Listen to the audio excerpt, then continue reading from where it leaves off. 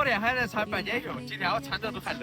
好多人发现你都在问俺的大棚刮废了没有，大棚是没有一点事，都是刮有问题，就害怕炸刮，一热一冷刮会炸。你看今年俺们新换的棚布都是没有问题的，就是刮害怕这样。对于中大棚的你们来说，昨天晚上睡好了吗？没有吧？应该是不敢睡。走走走，进去看刮怎么样？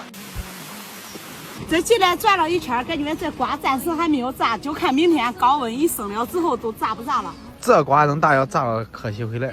给这棚里边听着外边的声音，呼呼呼，听着直挠着，心烦。其实说实话，不管是大棚还是外边的那个种植物啊，真是一句话，老农民靠天吃饭，这个啥时候是变不了的。你看这刮给做秋下的呀，你看看看，老黄。外边风大，这会儿温度一升高，个别的开始炸了，个别的现在只是少量的，白有白，风真大外边。哇！你看跟做脚了一样，又一阵又一阵。那边的瓜有点荡秋千，反正心里有点忐忑。我们又来到这个5亩地的玉米棚，这个俺家的这个棚比较大，比较结实一点。这玉米暂时没有啥事，就是上面的风口呼啦啦呼啦啦。外边风太大了，你看这几家的小孩都给在里边避风的、玩土的。妈妈，我饿了。对，恁几个先吃点剥皮糖解解馋，快点来。给哪弄的呀？这是我在抖音上从大板食用买的好的油剥皮糖。酸酸甜甜，果味浓郁。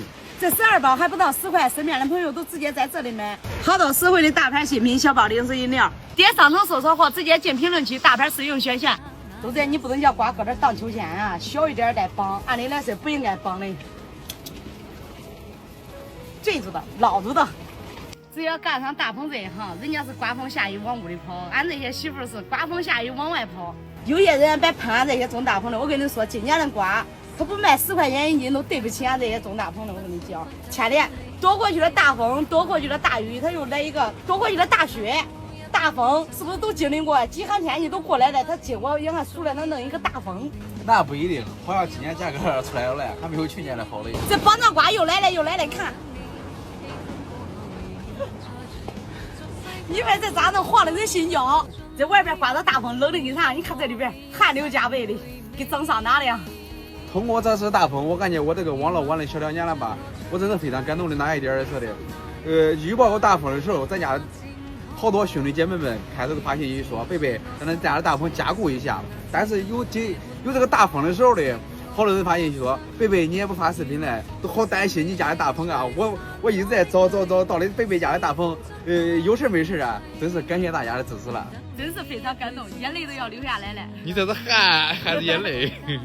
恁支持了，我也得表表我的决心。来了，管吃、管够、管饱。装他妈的怎么？